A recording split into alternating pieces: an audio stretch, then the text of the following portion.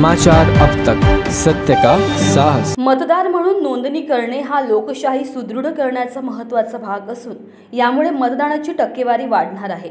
याचाच भाग म्हणून शालेय शिक्षण, उच्च व तंत्र शिक्षण, वैद्यकीय शिक्षण या विभागाने शासन निर्णय निर्गमित करून प्रत्येक विद्यापीठांमध्ये निवडणूक साक्षरता मंच स्थापन करण्याच्या सूचना केल्या आहेत।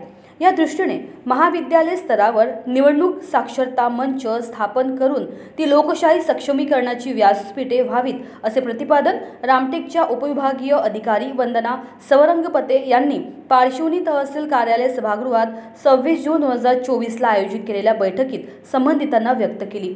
विशेष मतदार नोंदणी मोहिमेअंतर्गत तालुक्यातील विविध महाविद्यालयांच्या शिक्षकांना, राजकीय पक्षातील प्रतिनिधींना व माहिती प्रसारित करण्याकरिता पत्रकारांना आमंत्रित करण्यात आलेले होते। या बैठकीस उपविभागीय अधिकारी वंदना सवरंगपते, तहसीलदार राजेश भांडारकर, नायब तहसीलदार, निवडणूक विभागाचे तेजराम राठोड आदी उपस्थित होते। हजारो लोकांना सोबत घेऊन आपल्याला काम करावं लागतं। ते तुमचे आमचे कर्मचारी पण काही सगळे एकदम हुशार नसतात, काही सर्वच लोक तेवढं गांभीर्याने घेत नाही।